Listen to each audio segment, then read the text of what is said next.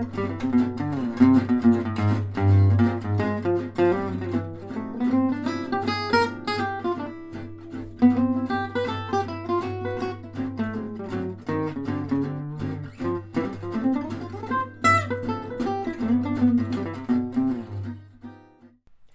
welcome to this Django in June video lesson.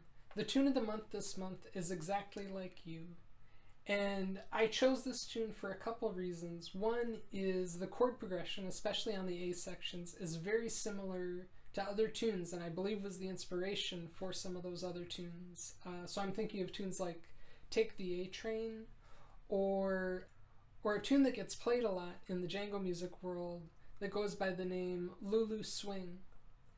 The other reason I chose this tune is because the shape of the melody is really beautiful and I think really echoes lots of different jazz lines and sort of Django music lines in improvisation.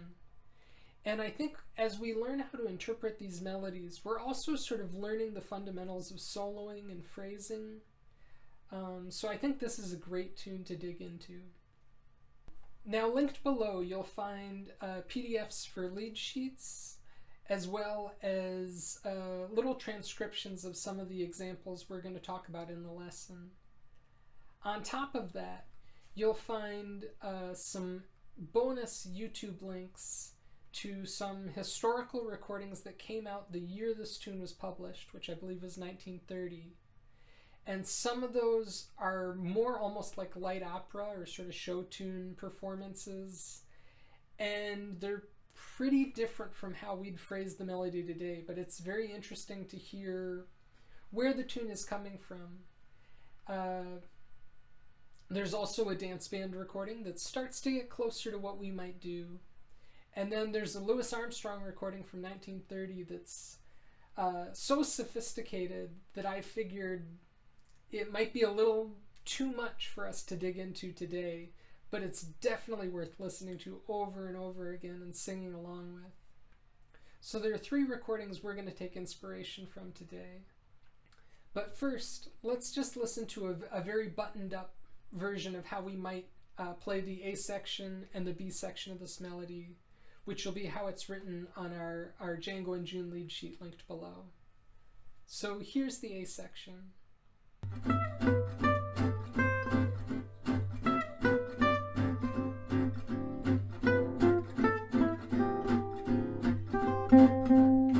And here's the B section.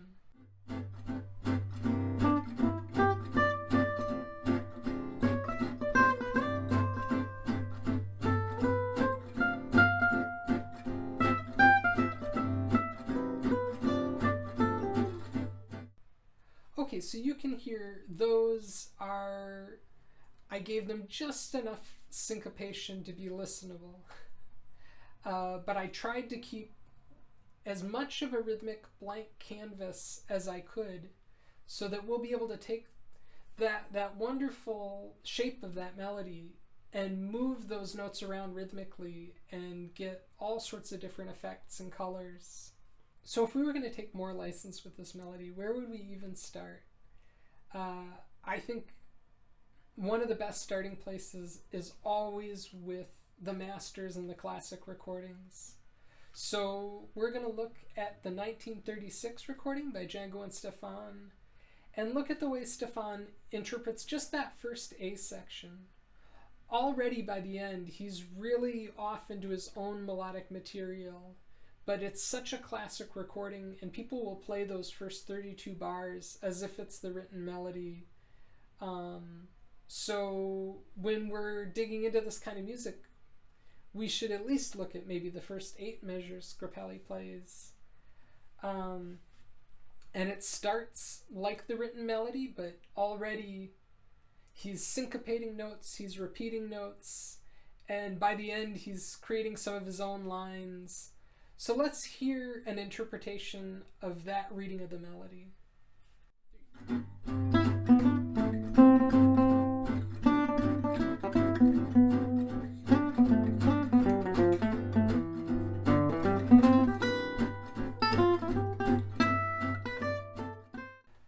Okay, and so that's also linked below if you want to check that out,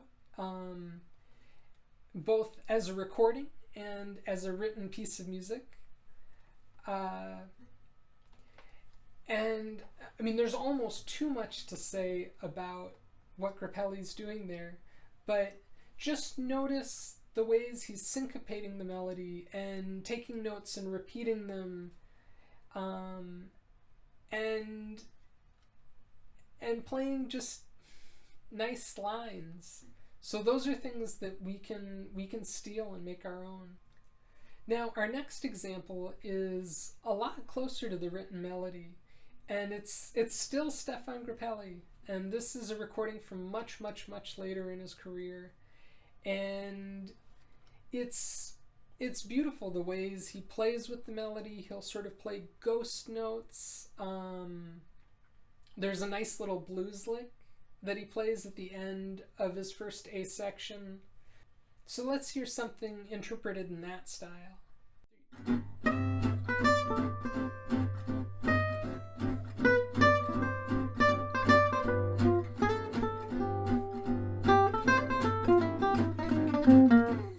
Great, so hopefully you can hear Grappelli's sliding into notes. He's syncopating, but not necessarily so crazy. And sometimes embellishing the melody by just almost removing notes, which is a beautiful thing. You'll also notice I'm a guitarist, and Grappelli plays the violin, and so I'm trying to catch some of the little slides and slurs he does and transfer them to this instrument.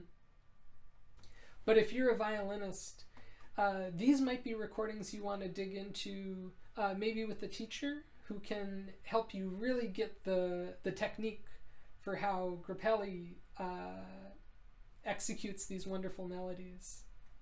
So in that later recording, Grappelli plays this beautiful little line, and it's just cool and simple and melodic, and I thought we could learn that as a great example of what to do when you're supposed to be playing the melody and you don't play the melody.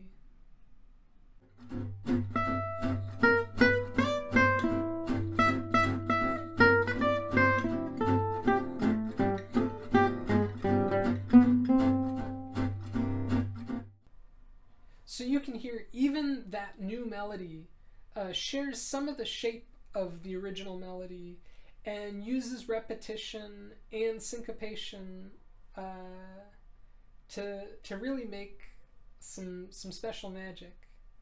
Okay, and the last recording I'd like to think about is a later period recording by Louis Armstrong. Here I feel like the way he's playing the melody on both his first two A sections is maybe much more accessible than that 1930 recording, and maybe a great place for us to start. So the recording of Louis playing this tune is linked below, and I really encourage you to listen to the original recordings and not just my representations here.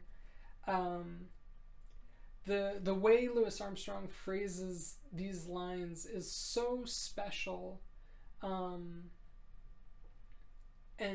kind of inimitable, but it's really something. It's required listening for anyone playing jazz, and Louis Armstrong was a huge hero for Django and Stephane, so you gotta dig in.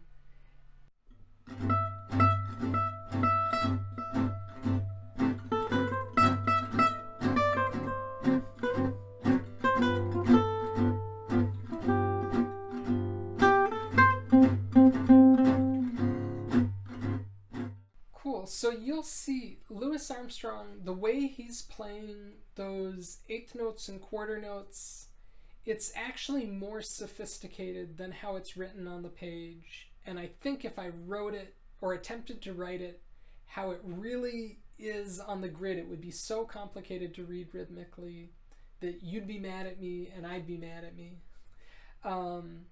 So you will notice in, I think it's measure 3 of that A section of Louis Armstrong's, the eighth notes are a little, the offbeats are a little forward. They're almost like the first two, it's almost like the first two notes of a group of triplets. So we often talk about approximating a swing eighth note by making it the first and last eighth note of a group of triplets. And this is sort of the opposite. This is the magic of Louis Armstrong, that everything is available rhythmically and everything can swing. So make sure you don't just go to the written music when checking out the Louis Armstrong examples, but really any of the examples. Okay, so if you check out the linked Louis Armstrong recording, you'll notice the example I've written out is the second A section he plays. And you'll notice that instead of playing the first notes of the melody, he just takes that very first E note. So instead of, he plays, and this is something he's done throughout his career, playing this tune, singing this tune, and it's something that's become an iconic part of lots of interpretations of this melody by great singers and great players. So it's a great little thing to add to your own personal arrangement or interpretation of this tune. And it's a great little germ of an idea for any melody you're trying to interpret, that maybe on your second or your third A section, instead of playing the melody, you can pick just one note that works on the chords of the moment and play the rhythm of the melody, or at least play all the syllables of the lyrics of the melody as if you were a singer. And it's just a beautiful way to let a song breathe and really connect with it. So I hope you have fun with these examples, and I hope they give you some inspiration for how to interpret the melody of this tune yourself. Make sure to listen to the linked recordings a lot. I'm playing them here partly just to show you that you can, and no matter what instrument you play, you can translate them to your instrument. But there's no substitute for listening to the just gorgeous phrasing of someone like Louis Armstrong or Stephane Grappelli. And hopefully they'll give you some inspiration for how to take these melodies and make them your own. So dig into the different ways they syncopate the melody. You'll see it all written on the PDFs below. And if you have any questions, you can email me at jack@jacksorif.com. And thanks for watching, and happy practicing.